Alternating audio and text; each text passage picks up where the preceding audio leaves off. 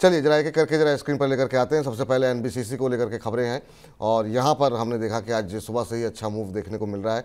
खबर ये है कि यहाँ पर केएसएचबी से जो है कंपनी को करीब 2000 करोड़ रुपए का ऑर्डर मिला है और इस ऑर्डर के जो ऑर्डर मिला है उसमें 17.9 एकड़ ज़मीन को डेवलप करने के लिए मिला दिया गया है एनबीसीसी को ये ऑर्डर। और हाल ही में आपको बता दें केंद्र सरकार से भी कंपनी को 20 करोड़ का ऑर्डर मिला था। तो अच्छी ऑर्डर बुक है, अच्छी मजबूती शेयर में देखने को मिल रही है। कुछ दिनों पहले भी यहाँ पर शानदार तेज़ी देखने को मिल रही थी। आज सुबह से 3% की तेज़ी देखने को मिल रही थी, लेकिन जब बाजार फिसला है तो यहाँ पर भी थोड़ी प्रॉफिट बुकिंग आई है। ऊपरी स्तरों से हल्का हुआ है, लेकिन फिर भी 2% की तेज़ी यहाँ पर देखने को मिल रही है। अविनाश सर, आपकी क्या राय रहेगी? एक महीने में 26% के आसपास की रैली दिखा चुका है शेयर, शानदार मूव देखने को मिला है सर। पिछले 6 महीने में 70% के आसपास का रिटर्न दिया है। अभी क्या करना चाहिए सर? नहीं, मेरे ख्याल से देखिए पिछले लेवल से स्टॉक बहुत अच्छी तरह से बाउंस हो चुका है, लेकिन आपने सही कहा कि ऑर्डर बुक बड़ी है। मार्केट अभी खुश है कि एग्जीक्यूशन बहुत तेजी से बढ़ा है, क्योंकि एग्जीक्यूशन ही सबसे बड़ा इम्पोर्टेंट फैक्टर होता है अगर एनबीएफसी जैसी का कंपनी को देखना है। तो मेरे ख्याल से यहाँ पे नजरिया 6 to 12 मंथ्स का रखिए। मुझे लग रहा है और अच्छे ऑर्डर्स आने की उम्मीद है। एग्जीक्यूशन अगर ठीक ठाक रहता है तो इस लेवल से भी अच्छी खासी कमाई होगी। मेरे ख्याल से देखिए पिटा हुआ स्टॉक था जो अभी बढ़ गया है, तो यहाँ पे मुझे लग रहा है कि 6 to 12 मंथ्स लेके यहाँ पे होल्ड करने की राय है। चलिए अब जरा जो है अगली कंपनी लेकर के आते हैं, वो है वेदांता। और बिष्ट साहब, आपका भी प्रश्न था वेदांता के ऊपर और 300 शेयर इन्होंने लिए हुए हैं सर 294 के भाव पर। अब यहाँ पर खबर यह है कि जाम्बिया की जो सरकार है वो कोंकोला कॉपर माइंस को कंपनी को वापस दे दिया गया है और उसके अधिकार जो है वो वेदांता के पास रहेंगे। और ये जो कोंकोला कॉपर माइंस है इसके पास करीब 1.6 crore 1.6 crore ton contented copper का इनके पास जो है भंडार है। और उसके चलते आज हम देख रहे थे कि काफ़ी दिनों बाद वेदांता के शेयरों में थोड़ी सी मजबूती देखने को मिल रही है। क्या करना चाहिए सर वेदांता पे? बहुत लोग के सवाल आते रहते हैं। बात सही है, डिविडेंड दे रही है, लेकिन शेयर नहीं चल रहा है, तो उसकी वजह से काफ़ी सवाल आते रहते हैं। अब ऑलमोस्ट फ्लैट होता हुआ 242 का भाव देखने को मिल रहा है। नहीं, मुझे लग रहा है कि देखिए वेदांता में पहला तिमाही का रिजल्ट अगर हम देखें तो बहुत ही खराब नंबर आ गया था। करीबन 40% प्रॉफिट गिरा था। और मेटल सेक्टर में अभी थोड़ी थोड़ी तेजी वापस देखने को मिल रही है, लेकिन वेदांता के लिए दिक्कत है कि ज्यादातर जब तक ग्लोबल मेटल प्राइसेस बढ़ते नहीं है तब तक कोई बड़ा ट्रिगर वेदांता के लिए नहीं है। और देखिए दूसरी बात क्या है कि वेदांता में जो सबसे बड़ा ट्रिगर होता है वो बेसिकली डिविडेंड को होता है।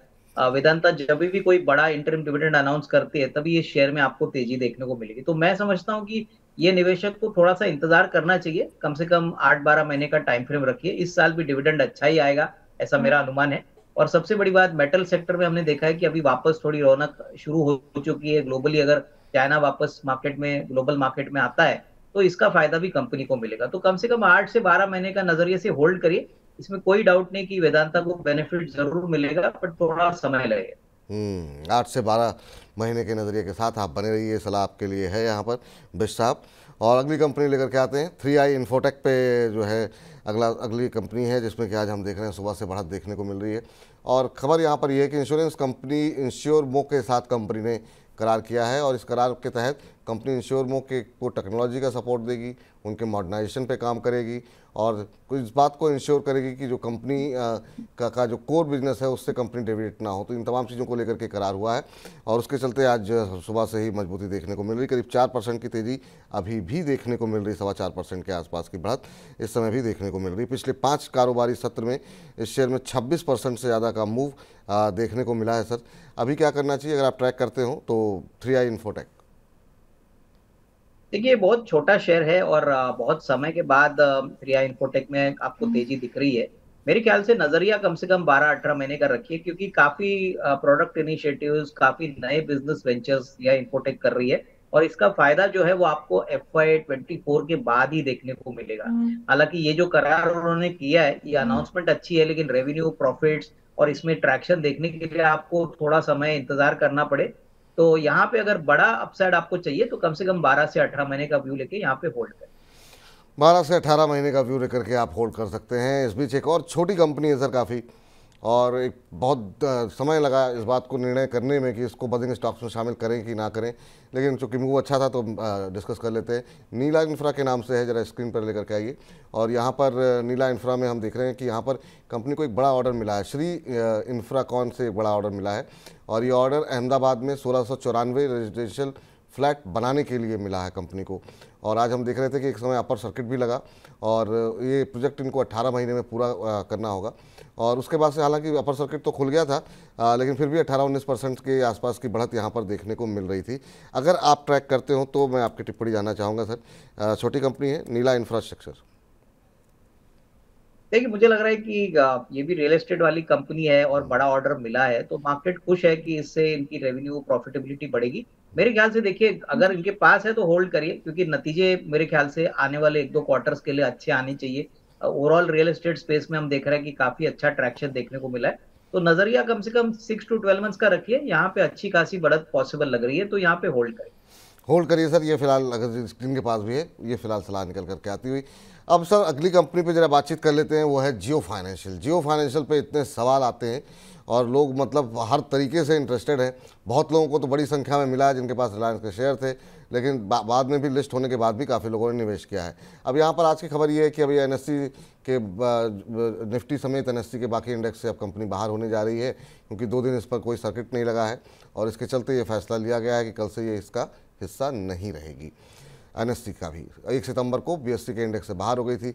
क्या अभी और सेलिंग देखने को मिलेगी सर, कि जब एनएससी से बाहर हो रही है, क्या कुछ और फंड्स निकलेंगे यहाँ से? और ओवरऑल जियो को लेकर के आपका व्यू क्या है? 2 तरह के व्यूज़ हैं। कुछ लोगों का ये मानना है कि रिलायंस के समूह की कंपनी है तो लॉन्ग टर्म के लिए ले लो, अच्छी चलेगी। कुछ लोगों का ये मानना है कि इस जिस क्षेत्र में कंपनी कामकाज कर रही है उसमें रेगुलेशन बहुत ज़्यादा है, और आगे को लेकर के, आगे भविष्य को लेकर के अभी तक जो है रोड मैप स्पष्ट नहीं किया गया है कंपनी की तरफ से। आप किसके साथ हैं और आपका नज़रिया क्या है जियो फाइनेंशियल को लेकर? नहीं, बिल्कुल देखिएगा, मुझे लग रहा है कि जियो फाइनेंशियल में अगर कोई निवेश करता है तो 1.5-2 साल का नजरिया रखिए। इनकी बैलेंस शीट साइज बहुत बड़ी है, करीबन 1,30,000 करोड़ की बैलेंस शीट है, और अगले 2 साल में आपको बहुत अच्छे रिजल्ट्स इस कंपनी से मिलने की उम्मीद है। क्योंकि देखिए, रिलायंस जो भी काम करता है बड़ा काम करता है। ऑलरेडी जो एएमसी का धंधा है वहां पे उन्होंने ब्लैक रॉक के साथ करार किया है, और इंडेक्स से स्टॉक अगर निकल जाता है विपुल तो कोई बड़ी दिक्कत नहीं है। देखिए, अगर आपको निवेश करना है तो आपको इससे कोई बड़ा फर्क पड़ेगा नहीं। मेरे ख्याल से 1.5-2 साल का नजरिया लेके इवन करंट लेवल्स पे अगर कोई खरीदना चाहे तो अच्छी खासी कमाई होगी। बट हाँ, टाइम फ्रेम कम से कम 2 साल रखना जरूरी है, क्योंकि उसके बाद ही आपको एक अच्छा रिस्क रिवॉर्ड मिलने की पॉसिबिलिटी रहेगी। तो 1.5 से 2 साल के नज़रिया आप रख करके यहाँ पर निवेश करें। मौजूदा भाव पे भी निवेश कर सकते हैं तो आपको अच्छे रिटर्न मिलते हुए दिखाई देंगे जियो फाइनेंशियल में। आखिरी कंपनी जिसको कल भी हमने बजिंग स्टॉक्स में शामिल किया था और तकनीकी कारणों की वजह से, और आज भी इसी वजह से शामिल किया है सर, यहाँ पर एमएमटीसी के अंदर रैली जो है वो थमती नहीं दिखाई दे रही है, और तमाम टेक्निकल एनालिस्ट के इस समय रडार पर ये कंपनी इस समय आई हुई है और ब्रेकआउट्स पे ब्रेकआउट्स निकल रहे हैं। 5 कारोबारी सत्र के अंदर 5 ट्रेडिंग डे में 57% से ज़्यादा की रैली यहाँ पर आ चुकी है। और आज भी हम देख रहे हैं कि सुबह जो है करीब 6% के आसपास की तेज़ी देखने को मिल रही थी। अभी भी अगर एक बार शेयर पे नज़र डालते हैं कि यहाँ पर क्या स्थिति देखने को मिल रही है, तो अभी भी हम देख रहे हैं कि 5% की तेज़ी यहाँ पर देखने को मिल रही है। पिछले 2-3 दिन के अंदर देखिए क्या शानदार मूव देखने को मिला है। कैसे देख रहे हैं सर, और इस पूरे सेक्टर पर आपका व्यू क्या है? देखिए, एमएमटीसी के पास एक ऐसी सब्सिडरी है जहां पे वो बहुत प्रॉफिटेबल काम करती है, और अंदाजा है कि इस सब्सिडरी को कहीं ना कहीं at some point of time वो वैल्यू अनलॉक करेगी, और वही कारण है कि एमएमटीसी के शेयर में आपने बहुत शानदार तेजी देखी है। तो मुझे लग रहा है कि जिनके पास शेयर है वो होल्ड करे, और जो नए निवेशक है वो थोड़ा सा इंतजार करें, क्योंकि देखिए शेयर बहुत ही क्विकली बढ़ चुका है छोटे समय में। तो यहाँ पे फ्रेश बाइंग करने की गुंजाइश नहीं है, बट हाँ, जिनके पास है वो होल्ड करें। जिनके पास है वो फिलहाल होल्ड करें। ये फिलहाल राय निकल करके आती हुई। तो ये बात रही बजिंग स्टॉक्स की, जहाँ पे खबरें थी। उन खबरों में क्या स्ट्रेटजी होनी चाहिए वो हमने बातचीत कर ली।